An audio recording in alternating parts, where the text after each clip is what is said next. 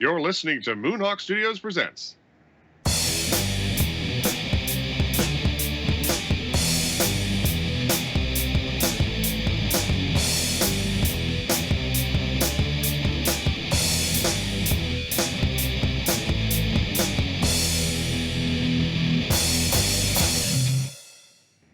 All right. Welcome again to another edition of Moonhawk Studios Presents. I'm your slightly deranged host, Mac Paladin. Only slightly now. Ah, yes. With me in the studio, as always, is my good friend Adam. Hello. And we got Petty Fan here. Yay. The Galax is kicking around. I am. And apparently we have a truncated cast today due to problems. Yeah, Twilight's internet dropped at the end of Fragments, and he hasn't shown up.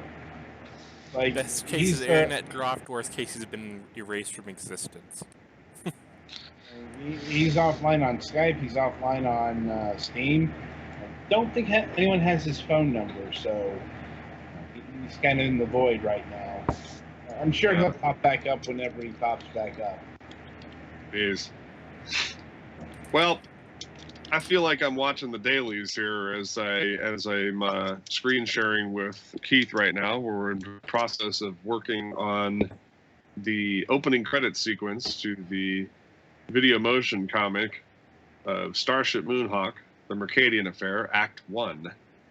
And I've been receiving steady updates from our friend Alex, who is doing the actual dissection of the comic itself and turning it into something. So between Keith's Adobe After Effects wizardry and Alex's proficiency with Power Director, we're going to have one hell of a movie, and it's not even really a movie.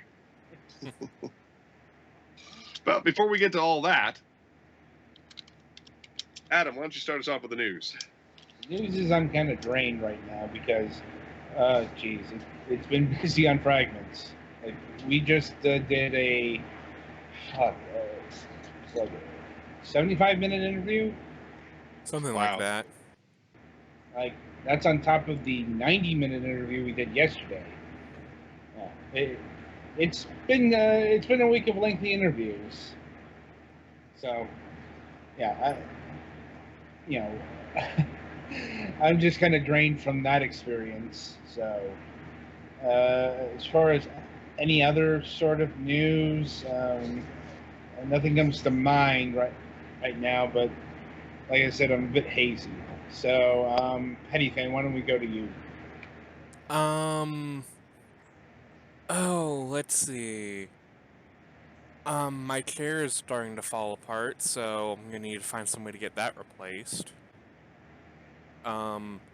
My mom lost her gas card she usually uses to buy gas at the Walmart, so I had to give her the last $40 I had in my bank account so she can make it back to work. 'Cause she went back to work on Monday, so that's fun. And also, apparently AMD's new CPU and stuff's coming out soon, so hopefully I can get that relatively soon-ish, maybe one day.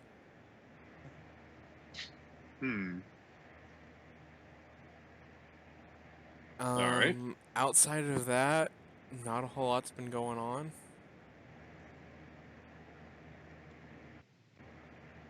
All right, Alex?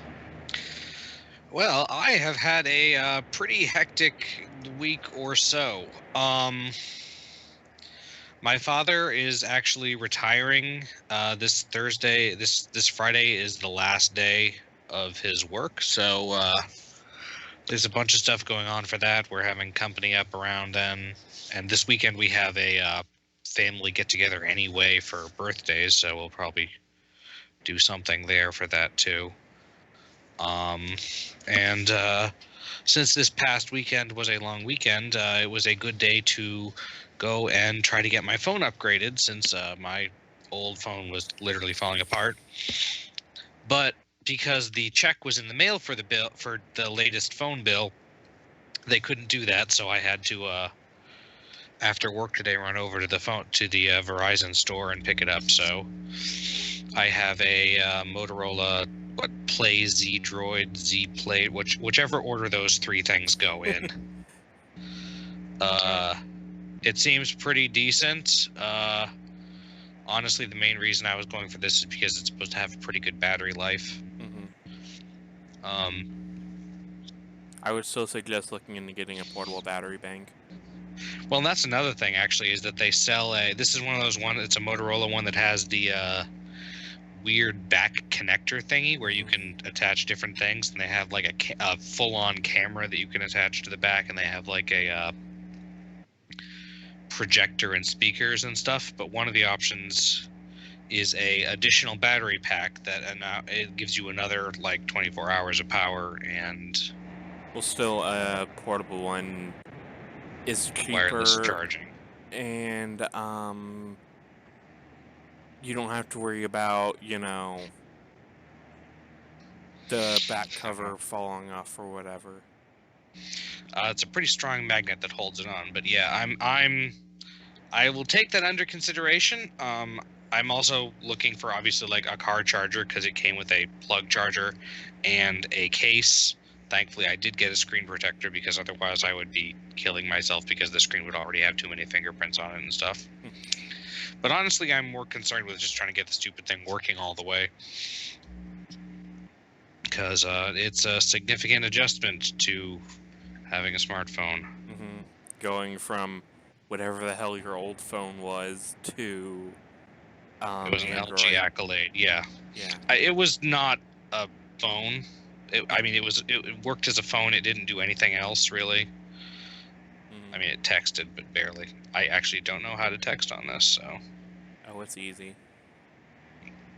I know, I just don't know where the option is. Messaging app. Everything is an app now.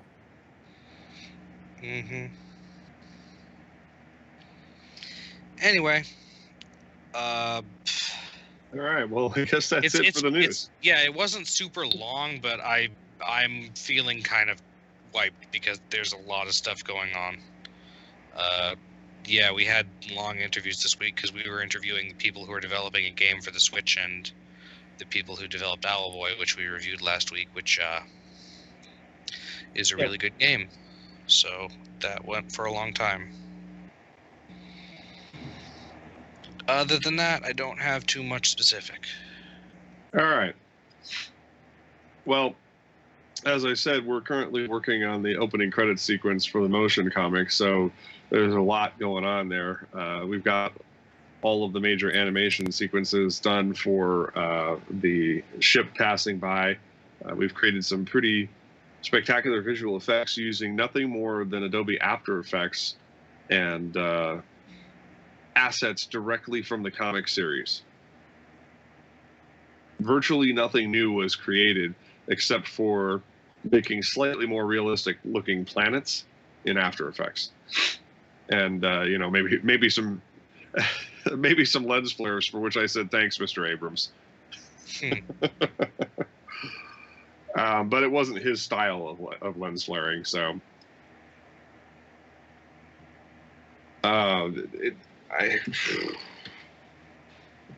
so where we sit right now is this: the crowdfunding campaign has somewhat stalled out. There wasn't as much prep work as there was. There were areas that we really needed help with. And right now it's going to take probably the miracle of some celebrity endorsement or something, or absolutely monumental effort on the part of the production team to find people to actually produce this, unless unless one of us wins the lottery or something like that. Now, I'm not being down on it. I'm not saying it's not going forward. I'm just saying that really should have found out more about PR and advertising beforehand. So it's slowing us down, but we're not dead in the water yet. We still have 29 days left in the campaign. and we're at $381, which is better than a poke in the eye. I got some money from my folks because today is my 40th birthday. Happy birthday, Mac. That's right. Now I officially have to tell all you sons of bitches to get off my lawn. You're not my fucking dad. You goddamn kids, get off my lawn. But I don't feel 40. I mean, it's like my grandfather used to tell this joke that when you're 40 years old, you're really only just 20 on each side.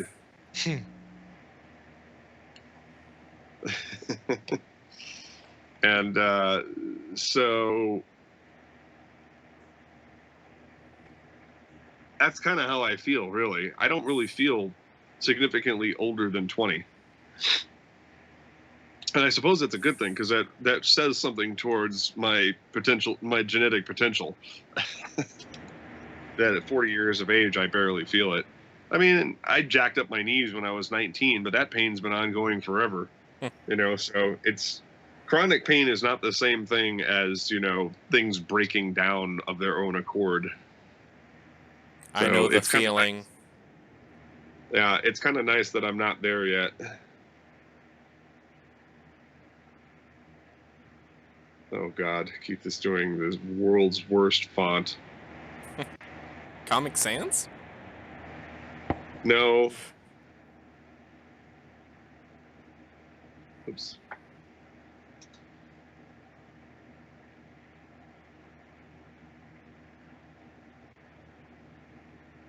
Sorry, I'm communicating with him. I'm like, God, lower right, man, Jesus. He tried to put it over the ship and it made it invisible.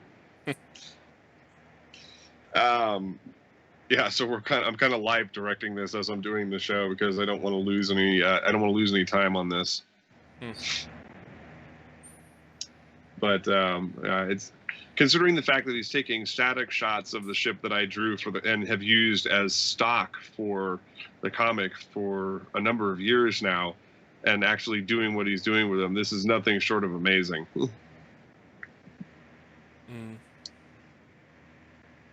But we're making some progress here. Another oddity is that I seem to be becoming something of a social media sensation. Over the last 2 weeks, I've gone from about 261 friends on Facebook to I'm getting damn close to 700. Oh, man. Yeah.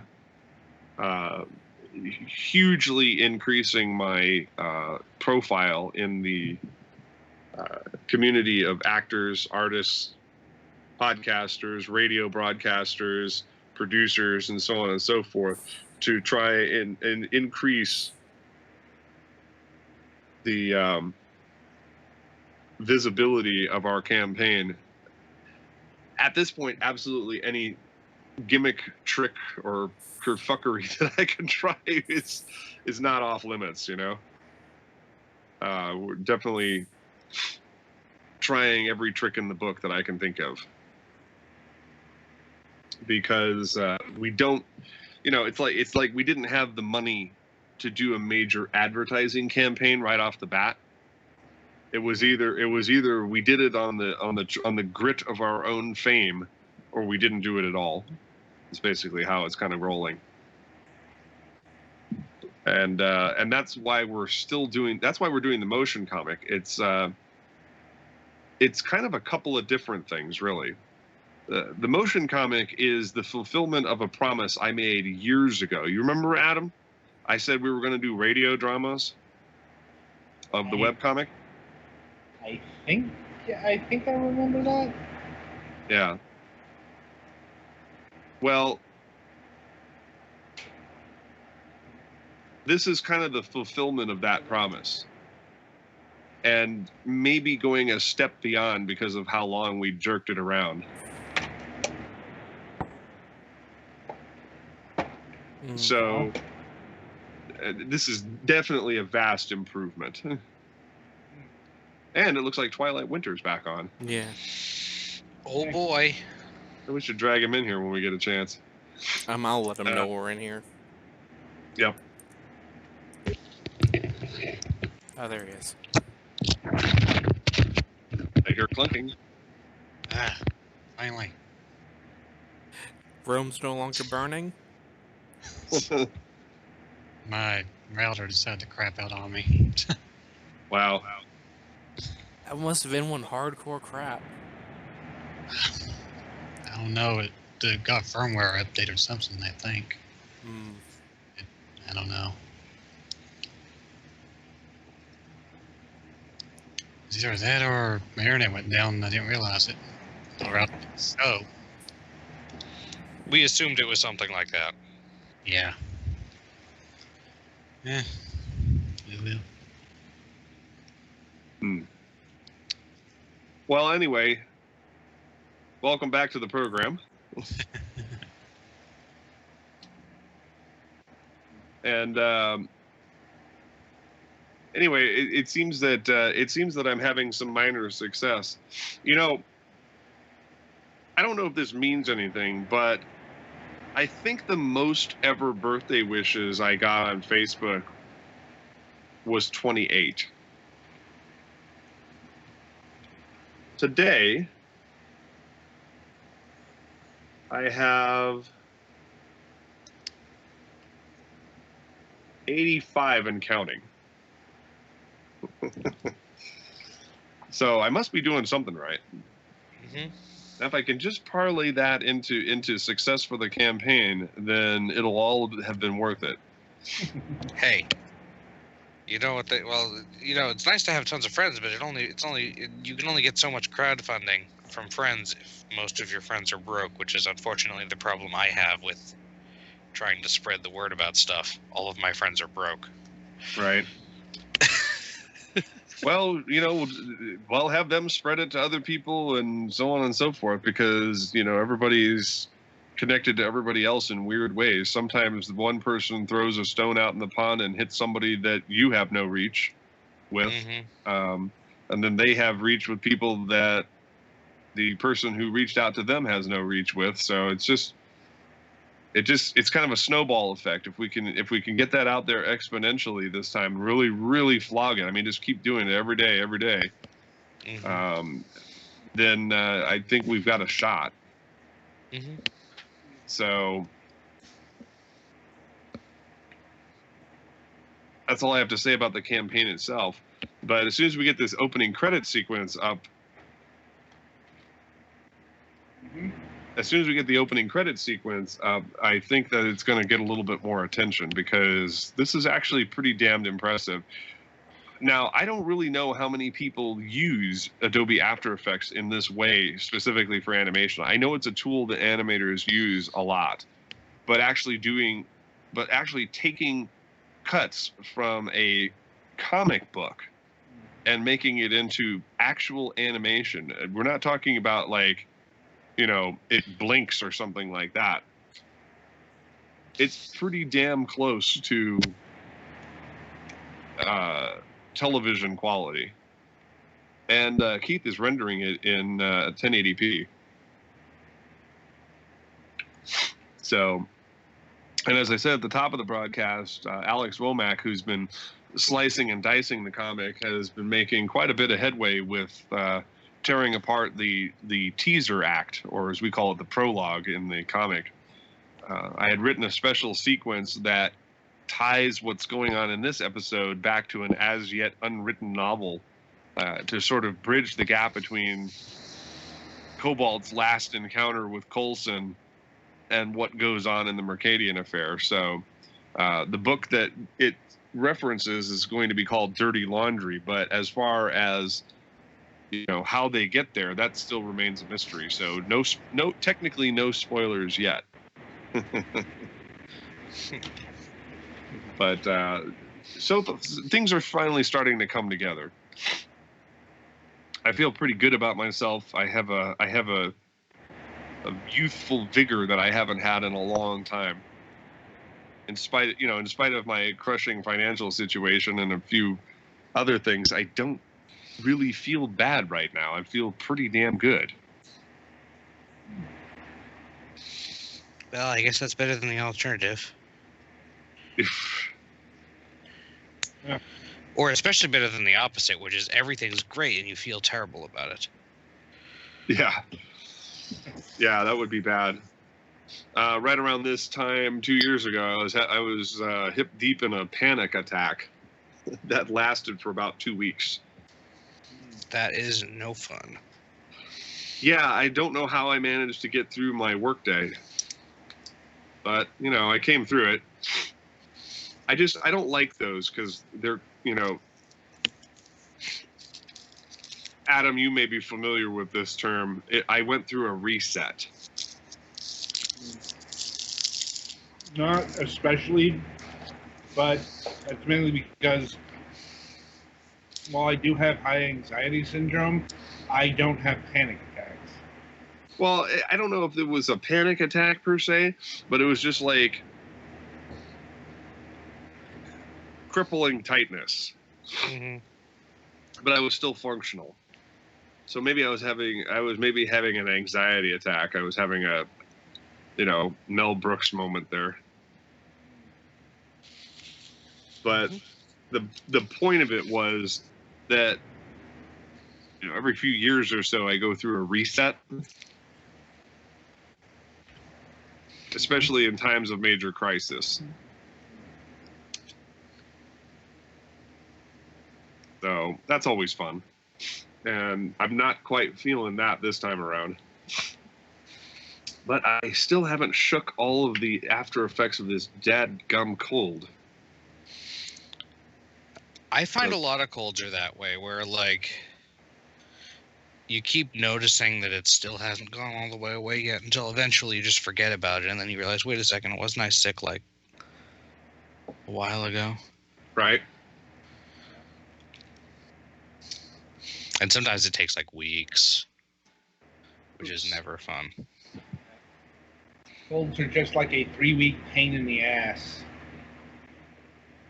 Indeed.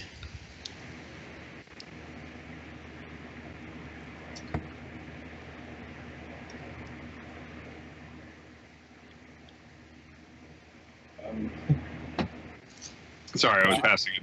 I was about to say, do we need to get passing the cricket additional info. noises? Sorry, it was just like I forgot that Olivia goes by Olivia Jean Brown.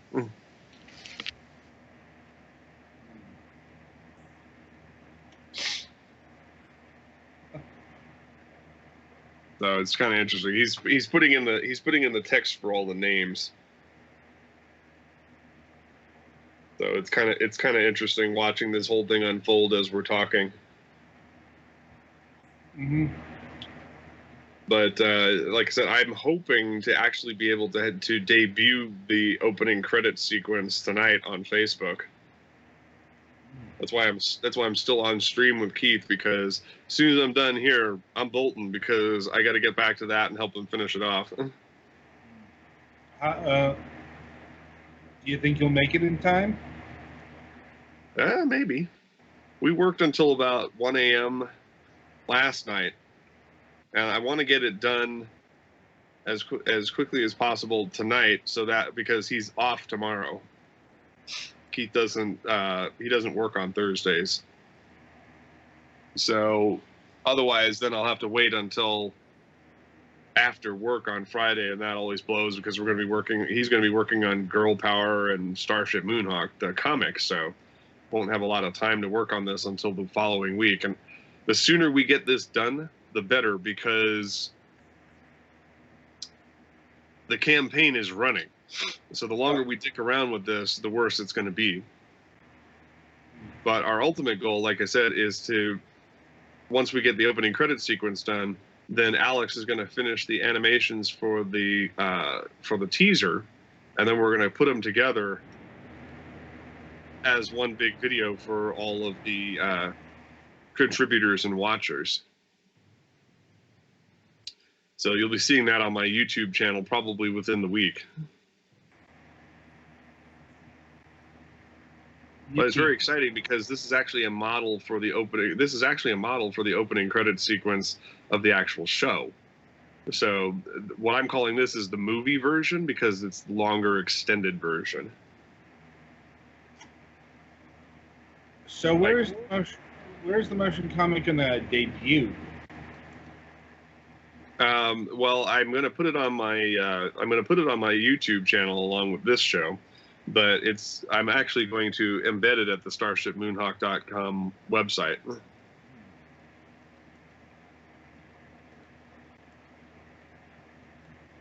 So this will also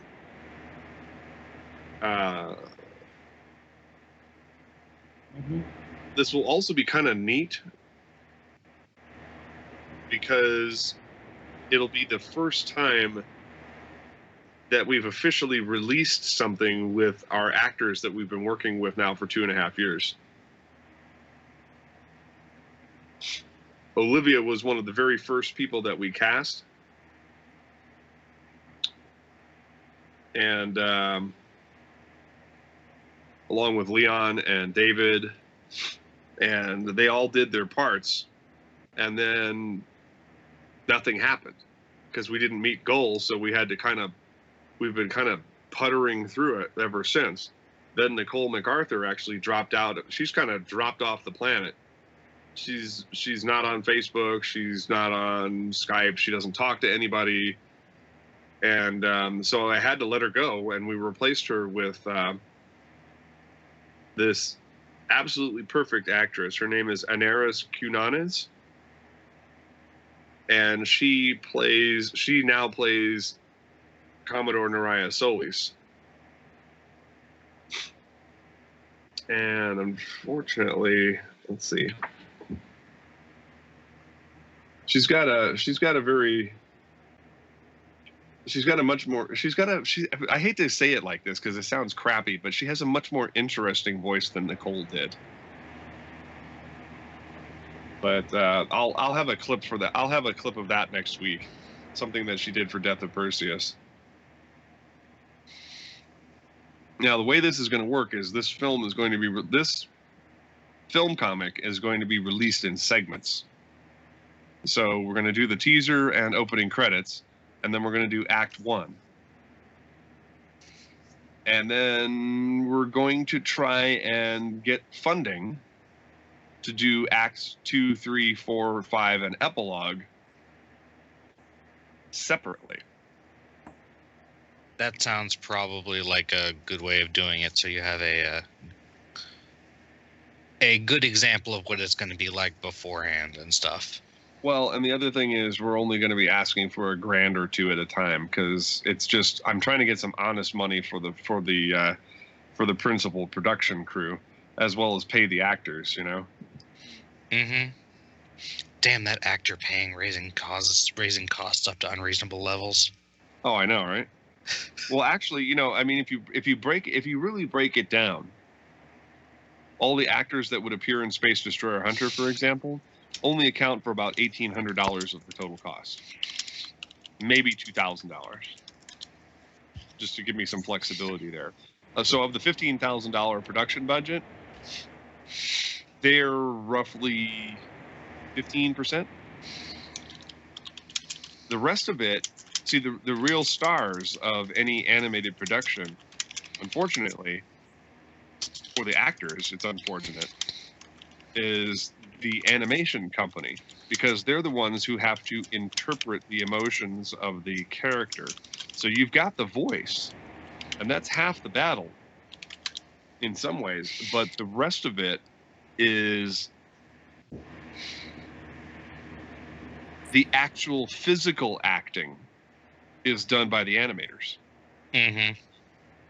So it's very complex. It's very complex, and so it's totally it's a totally upside down industry from, say, live action feature films or television, because in those you develop. There's more of an affinity towards developing a on-screen relationship with the actor. They get more credit than the writers and the people who run the cameras and the editing crew and the special effects department and so on and so forth. It's sort of like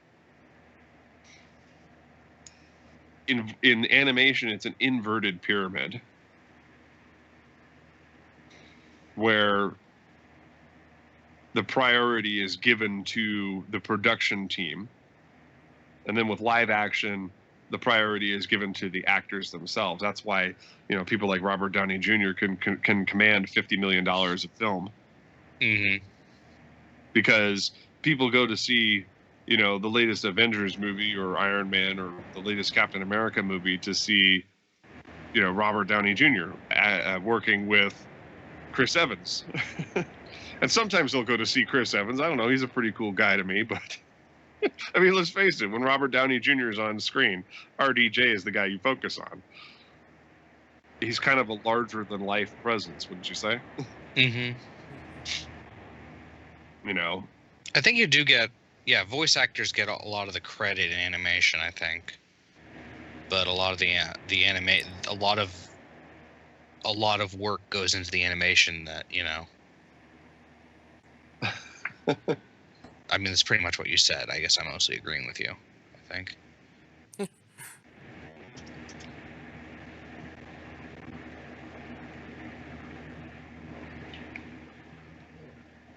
Keith is being funny now.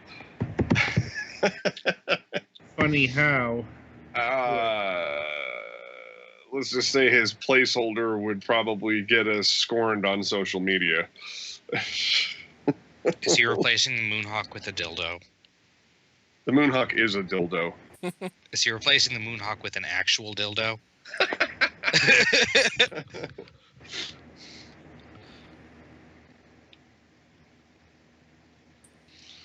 I'm not going to say it. I'll say what he actually did on the air. I'll wait till we're off the broadcast. Okay, we'll pretend it's that until then.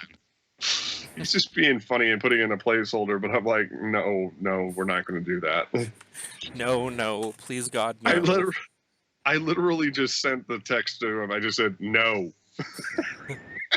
And he's like, which part? And I'm like, all of it. You know what you did. Everything that's in that frame has to go.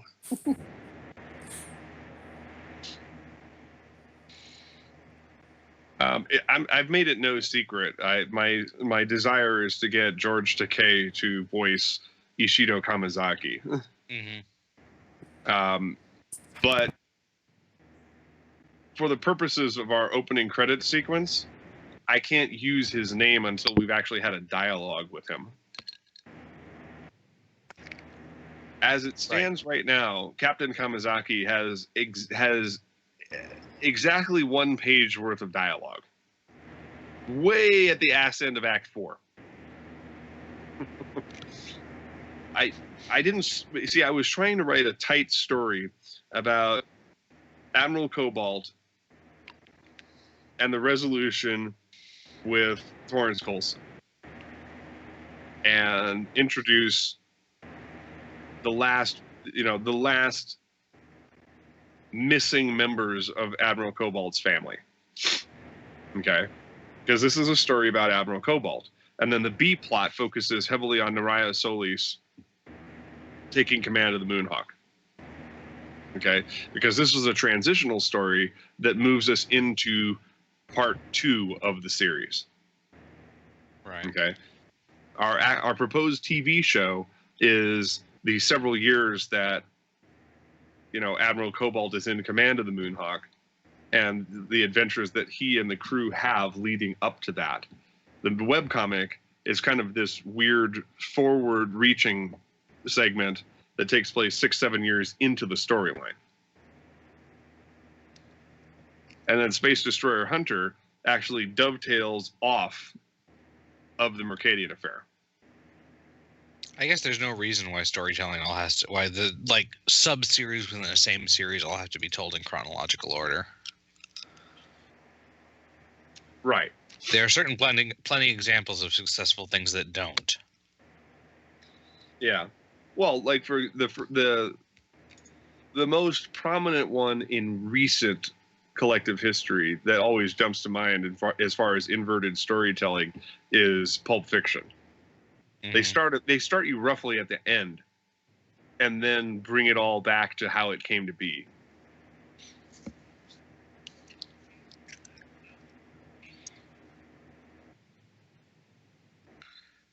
Insert joke about what's in the box.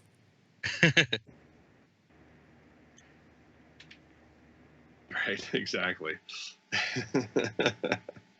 One of these days, I'm gonna get a sound effect of some crickets.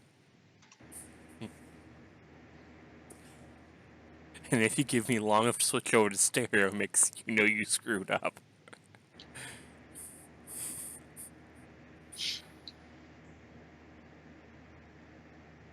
Yeah. Like I said, I'm still feeding information to Keith, so Yep. this is gonna be kind of a weird show tonight. Sorry about that. And Yeah, that like- differs from our usual shows. How? Normally I stay with the show, even if we go off on a tangent. That's a fair point. Yeah. Unless a crisis happens, like, Stormfront is invading our chat room. Well, I'm like, hopefully that never happens again. Like, and again, I don't know what kind of tools you got over there on YouTube. You should have a ban at least. Yeah, I think we do.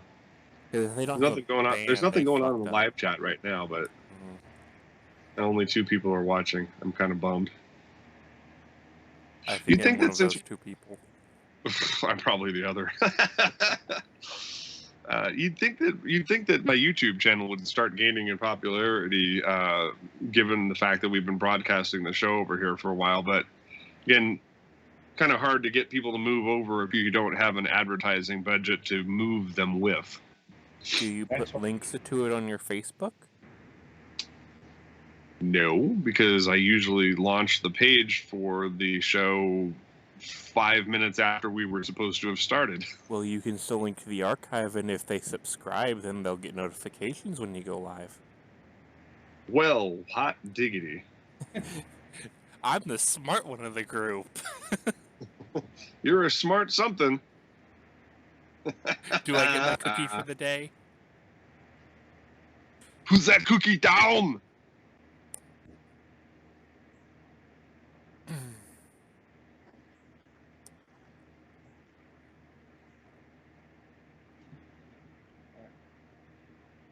Wiggle wiggle.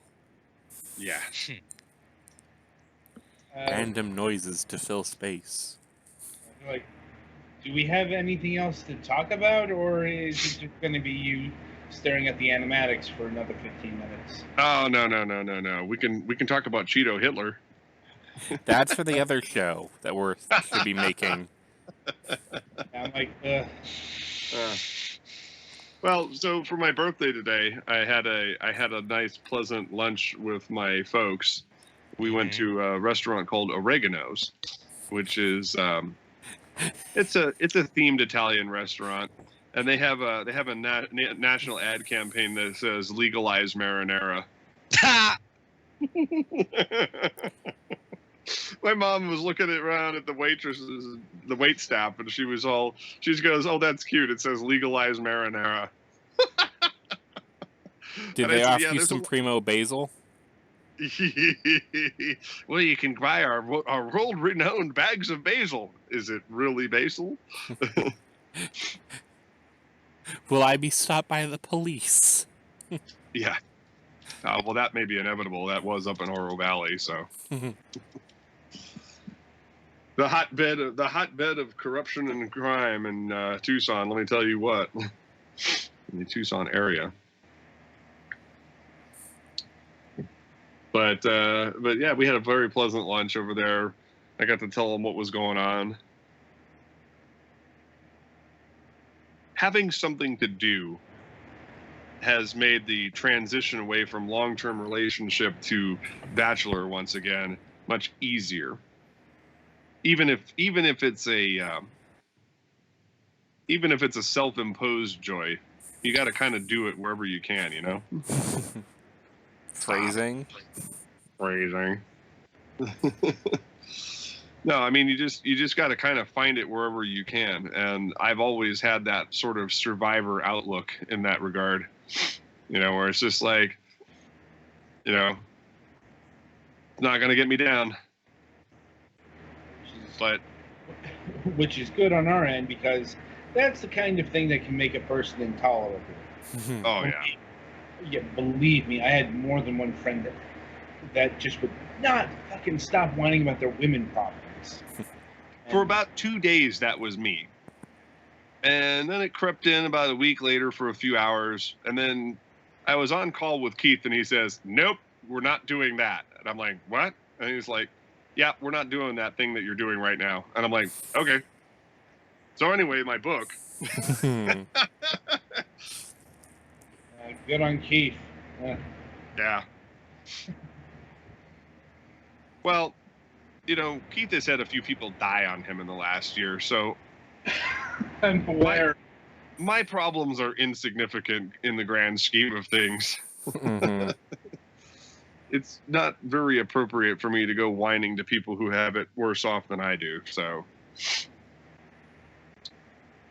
But it helps when they're tolerant for a few minutes. I mean, there's at least going to be, the initial heart-wrenching out. Well, I've always been a hard realist when it comes to certain things, and I look around and I take stock of my situation and I say, my place is a shithole. I'm going to get sick. My bills are out of control, and if I get thrown out of here, I got to do something with these cats. So I have two choices. I can get my shit together and hit the ground running, or I can curl up into a ball and get evicted and have my cats euthanized and Which, for being a terrible idea, sure sounds good sometimes. yeah, give up on my dreams and live in a hole somewhere. Depressing. Yeah. Yeah. Well, I mean, but when you put it out in those stark terms like that, it's very sobering. Mm-hmm. Yep. That's pretty much why I've never actually done it. Just curled up in a ball and not woken up for a week. I think we all do that a bit, but yeah, it's like, I mean, there's still a show to do. There's still shit to do. Mm-hmm.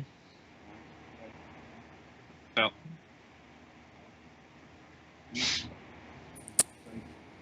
But yeah. But I don't know. It's been a pretty exciting week. Things are starting to look up a little bit at the new store. We've had cause for optimism. What with the rent being lower and the foot traffic generally being higher, I think we're gonna start making some pretty good inroads back into our old neighborhood. So that's definitely helping. People are intrigued by the computer revival switchover. Definitely been an interesting experience transitioning from a franchise store to independently owned and operated everything. And my other goal is that by May 12th to have 1,000 friends on Facebook. Oh man. How many do you have right now? 670. Well, that's not too unrealistic, I guess. Now, After 2 weeks of running around and making friends. Now, how about friends on Friendster? I might have to cut you for that. What about MySpace? Friendster is still like mega popular in like Southeast Asia or something. MySpace is still a thing for musicians. It has Which features, is kind of what it was originally designed for, wasn't it?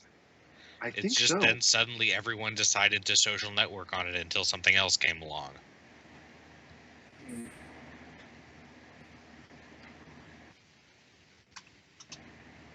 Yeah. It's like Hotmail. You'd be surprised how popular Hotmail still is. Not necessarily in the U.S. Hotmail is like the biggest email service in the world because like a lot of people in Asia, shit like that, use it. Well, like, I still have a Hotmail account, but that's just because when I made my Xbox Live account, you had to have a Hotmail account in order to activate it. I have a Hotmail account. My primary voice acting account is MicaiahPaladin@hotmail.com. I have or had one for, I think, MSN Messenger or something. I used to have. I'll say this on the air because it's publicly available on his website. But Vic Mignogna's email address is on AOL. I still have an AOL account, but that's Well, like to some extent, there's often not a whole lot of reason to change it unless it's not supported by anything anymore. Or like if you change ISPs and it was an ISP one. Right. Yeah, it's like for show stuff, I use Gmail now.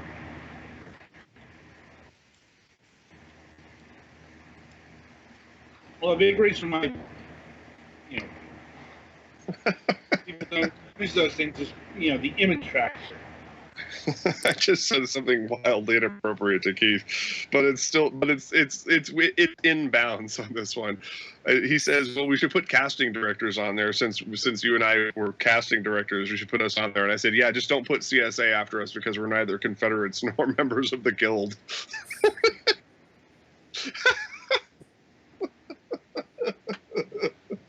Or are you?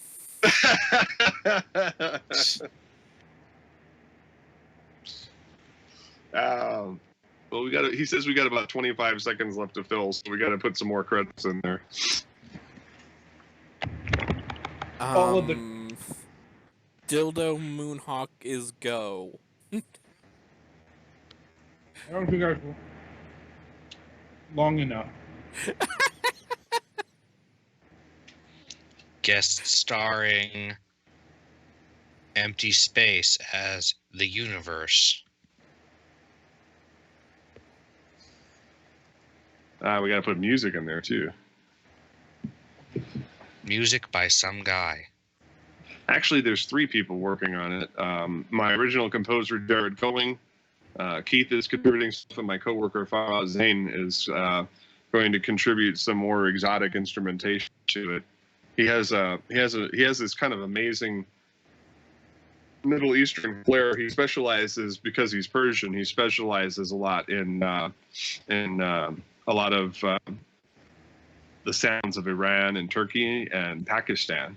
So I thought it would be kind of interesting to have a more ethnic flair to our music. We're going to take existing tracks, and what he specializes in is kind of punching them up a bit. He's not really known for being a composer per se, but he plays a wide variety of exotic instruments. So I thought it would be kind of cool if I'd like, all right, well, why don't you put your ear to this and see if you can punch it up a little bit? And he's like, yeah, that's a great idea. So we're going to be bringing in a number of elements to this whole thing to really bring it all together. So I'm pretty excited about this. And there's actually one track on the soundtrack album that Jared wrote specifically for the Mercadian Affair. On the soundtrack album, if you happen to have it or have heard it, there's a track called A Situation, where situation is in quotation marks. And originally it was just called the 5-minute cue. And it was written based on the description of the scene in Act 3, where Admiral Paladin and company get attacked by the Chrysalis while they're trying to save the crew of the Horizon. So we will actually be appropriately using that music for the first time in this movie, in the movie comic. So I'm pretty excited about that. And we'll be using most of Jared's soundtrack where possible. And Keith was already coming up with ideas for different stings and fillers. So it's all coming together.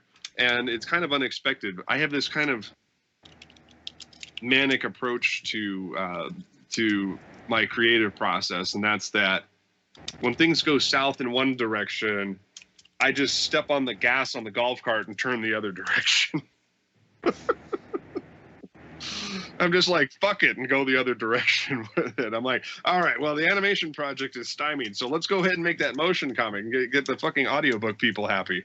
Because they gave us some money, just not enough to make the audiobook. So let's go ahead and do this instead, because, you just need us. And it's like, oh, okay, yeah, let's do that. And then we'll pack the cast with amateur voice actors. And it's like, hey, I'm working for free. Why don't you work for free with us? And then we'll get you a credit on IMDb. I know, fuck, that sounds like I'm an asshole speculator. But sometimes that's the reality, Yeah. What is the status of the audiobook? I have to get Anaris Cunanas to redo all of the Solis parts. We cast this new person who will go by the name Krona as Dr. Heather Lopez. And I think I have one or two pickup voices that have to be done. I'm going to redo all of Admiral Cobalt because the line I did a pretty good job, but that was my very first session with or without a director, and like the stuff that I did for the Mercadian Affair is actually vastly better than what I did for the audiobook. I think I've finally found Cobalt's center, but I've also branched out because I'm also playing Emperor Pallades of the Kraltik Imperium. And I played the part. I simply sent Keith an unlabeled recording of me as the Emperor, and he said it took me a full 3 seconds to realize that was you speaking. Plus, I've also for Space Destroyer Hunter, I've crafted First Citizen Doral. I've modeled it after. I've modeled it after the late, great Ted Knight. So you've got this kind of elder statesman character who kind of speaks a bit like this. And the idea behind it was, it's modeled after Ted Knight's intonation of, meanwhile, at the Hall of Justice. Mm-hmm. Believe it or not, that was actually Ted Knight. And for those of you who don't recognize the name, Ted Knight passed away in 1986, but he's most famously known as Judge Smalls from Caddyshack. At least from his later career. So the youngins will probably recognize him as such, but he did a lot of voiceover work, especially for Hanna-Barbera in the 70s and 80s. So a lot of stuff happening. I'll say that much. Definitely. Now, I wanted to comment something here. I wanted to ask something to my associate producers here who were supposed to be looking around and booking guests for us. Hey, don't look at me. I know, you're not an associate producer. You're a co-producer. I know, I'm just saying. Everyone who I've asked fallen on deaf ears, so... Be aggressive. I have been. All right, well, keep trying. You're the best people person among us. Adam got vastly more famous people on the show than I did. That's for damn sure. Yeah, but maybe he can give you guys some pointers. Maybe. I can certainly point you in the direction of some people. But anyway, I had a question for you, actually. What's that? Well, it's like we were talking about the Indiegogo campaign during the break, and we were wondering, do you wonder if, like, given the production issues with the audiobook, that might be affecting the current one? Oh, it's entirely possible. The people that donated to the audiobook, with the exception of those on the podcast here who have already contributed, we will never hear from those people again unless we deliver on the product. Now, there's always an understanding that stuff goes into production hell, so sometimes people just forget about it. But I know a number of people who we could have tried to tap for this project who won't have anything to do with us anymore. That's so, unfortunate. Yeah, well, I mean, that's unfortunately a reality of the business, Mm-hmm. No, I get that. I mean, burn bridges and all that. Or at least put bridges in escrow. Well, and that's the thing, though. You can say, well, that was never what we intended to do, but as the old expression goes, the road to hell is paved with good intentions. So,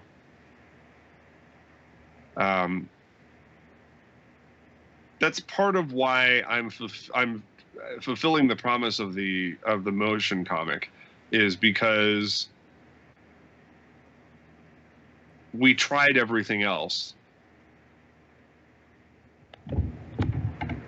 The audiobook is simply a factor of money and time. And right now the motion comic gets the creative juices of the people I've tapped to help me with it going, so they're willing to do more for less, because it's actually interesting, and it's kind of unusual and a little uncommon, and it's something we can all get credit for. And in this particular case, credit does count, because when you're dealing with the motion picture industry, if you don't have credits and completed works under your belt, you're not going to get very far. So we have to prove that we can bring a full-length production to fruition, or we may as well wait until one of us hits the lottery. That could be a long time waiting. Right. So that's what I've told. That's basically how I've pep talked the crew. I said, I'm not trying to trick you into doing something for free. I think you all know damn well this is the reality of our situation, is that if we don't put something out there to show what we're capable of on a nothing budget, we're never going to get the money from the people to make the big productions. Yeah, I think that's a fair enough assessment. Yeah, they want us to show them something. Yeah. Especially since, well, I think you mentioned this to me the other day, or it was on Facebook. You don't have an actual animation clip on the Indiegogo campaign right now. Right. We added Tiffany Lay's animatic of Rachel Harrison, but as I look at it, that 3 seconds just isn't enough to sell the product. I mean, it's better than nothing, but for a lot of successful crowdfunders have practically a full demo or a full scene or something. I know, but the problem is, and I know that's not plausible. It's just, it helps to sell it if you can. I had this lengthy conversation. I'll talk a little bit out of school here. I had this lengthy conversation with Julie Shields. She's playing the Solari captain in the movie, and she's also signed on. Oh shit. What?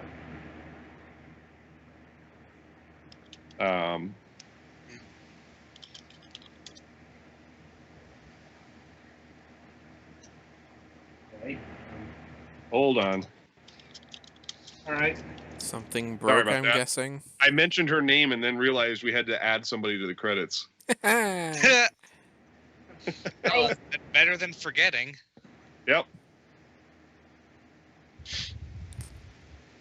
Well, I almost forgot that I signed her, not because she's unimportant, but because it was so recent that it didn't jump me. But yeah, but I had this lengthy conversation with Julie Shields about crowdfunding, and I also was talking with Mei Xing about it. And Mei Xing was talking about the more sort of analytical side of things, where she's like, well, you really needed to have 20% of your funders up front. Before you even launched the campaign, you had to know that you were going to open the doors, and there was going to be people like the old Mervin's commercials going, open, open, open, open, open, open, tapping on the window. Is if you don't have that and then get to 50, 60% by the halfway part, you're kind of dead in the water, unless you get a miracle, which we haven't discounted yet. We're still exploring funding options. And like I said, I'm getting a few dollars boost from my family and stuff like that. So,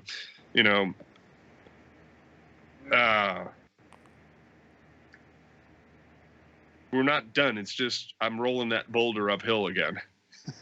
Yeah, and that kind of stuff. I mean, it makes sense now that I hear it, but I can understand.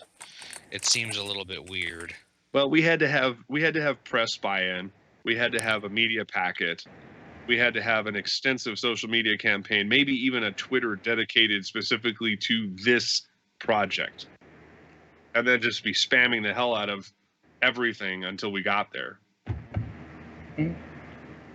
And so that's been the tricky part. So in the meantime, we're gonna use what assets we have and put out the best production possible, and see if we can generate some buzz that will in turn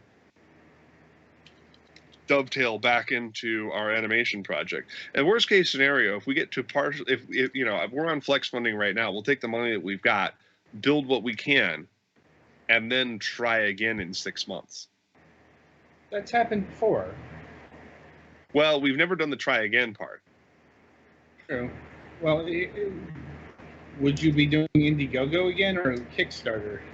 I don't have a problem with Indiegogo. I almost prefer it because if you succeed in funding on the in demand, you can actually continue receiving funding, and you can also get a lower percentage of penalty. In other words, they take out a certain percentage, but if you succeed, they refund almost 5% of it. So instead of 9% across the board, you only get charged 4%.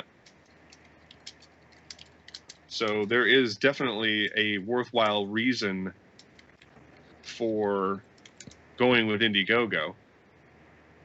And apparently, the last Star Trek Continues campaign was actually on Indiegogo. They didn't get everything that they asked for, but they did it on flexible funding and still raised like $200,000. I just wasn't sure about their policies about, a return project. They don't really have a problem with that, Okay. Well, if they don't have a problem. But again, the reason that Kickstarter has a problem with it is because they're an all or nothing organization. So, right. Mm-hmm. We'll see. We'll definitely see. Fair enough. Is that I'm much less familiar with Indiegogo's procedures than Kickstarter's. Kickstarter was really asinine about it. They were insistent that they wouldn't even you had to go through an extensive approvals process. And that's another reason why there's a slight stigma attached to Indiegogo, is that they're not as stringent on their approvals process. They don't have an approvals team. If you've run a successful campaign with them before, you can kind of have carte blanche. Whereas with Kickstarter, every one of them has to be looked at by their review team. And so there were certain things in our phraseology when we were running the Kickstarter for the podcast where they were like, well, you can't do it for equipment. Well, why not? The equipment is a necessity for making the show. Yeah, but you can't run campaigns for something indefinitely. Well, why not? Well, because you can't. It has to be something finite or a single episode or a single project. And I'm like, that's ridiculous. And I guess it had something to do with their tax status. Could be. But I'm like, this is a big reason why Patreon, filled in that particular gap. Yeah. If you want to have stuff done in perpetuity. And we're still continuing that as well. We still have about $110 a month worth of contributors. That money may get funneled back into the animation project, and I'll just run the webcomic on credit. Although we are going to be going, after about 5 pages, we're going to be going into retread territory. The artwork will revert back to mine for about 30 pages, and then there's about 40 or so pages of artwork done by Nico Chie, me, and Marie Terry from several years ago that I'm going to be updating. We're going to fix the uniforms and other inconsistencies, alter some of the story elements that are out of date, and bring it all back together. I kind of made this interesting snafu in Act 3 because I rewrote the entirety of Act 2 and 3. And while I kept artwork from prior versions, most of the dialogue is different. And I wanted to change things around because I wanted to give more screen time to Rachel Harrison because she's a very, very popular character. Mm-hmm. And that backfired because by keeping the old artwork, she's in an existential crisis where she's in two places at once.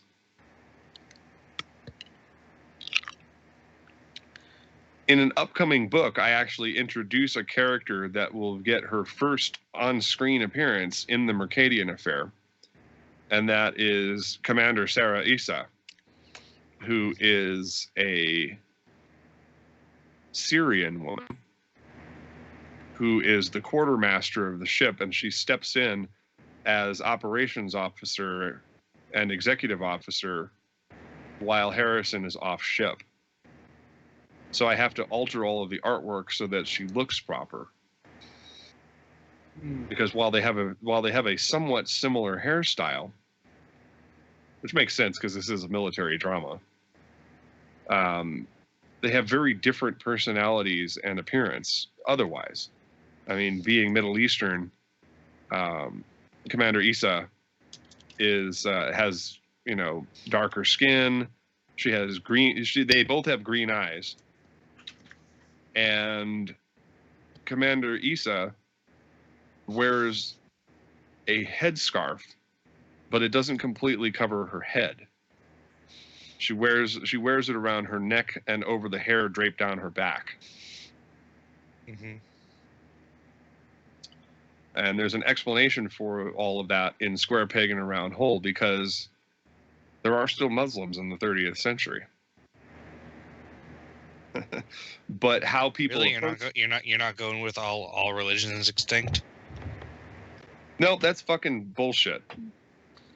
I mean, if Judaism can last for 5,000 years and Christianity can exist for 2,000 plus years, I think it's entirely plausible that the major faiths of humanity will probably still exist. And I want to pay respect to the fact that if we're going to indeed show a multi-ethnic show that actually has diversity, then we're going to show it all, and not just what appeals to a certain segment of the American audience. If you catch my drift. Mm-hmm.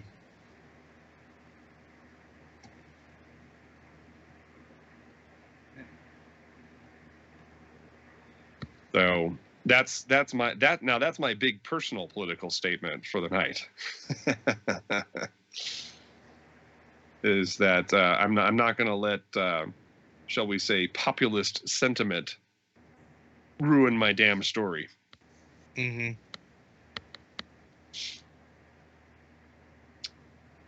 So, all right. Well, I got to get back to editing this film with Keith. He seems to be making excellent progress here and wants me to look at something. So, Okay. And we're at a good time to stop anyway. So, be sure to tune in next week. We'll probably have more updates about the motion comic movie and the Kickstarter. I'm sorry, the Indiegogo. I always call it that. It's like calling facial tissue Kleenex. We said that like last week. I swear to God. Well, I gotta keep saying it until I remember it. Damn it! Got to figure out what the word for that is. The thing where, in spite of the company's desires, people will use brand names as generic terms. The actual term is crowdfunding. Yeah. Yep. But I mean, stuff is moving, so there is cause for hope, and I think once we get this opening credit sequence in lieu of trailer out, I think we'll start to get a little more interest. So, on that note, I thank all of our listeners, all 2 of you, for dropping by and listening to the podcast this week. And hopefully you'll like and subscribe. I think I need to start saying that now. Be sure to watch out for the Starship Moonhawk opening credits trailer, and we'll definitely have some clips of the visual novel movie as it develops.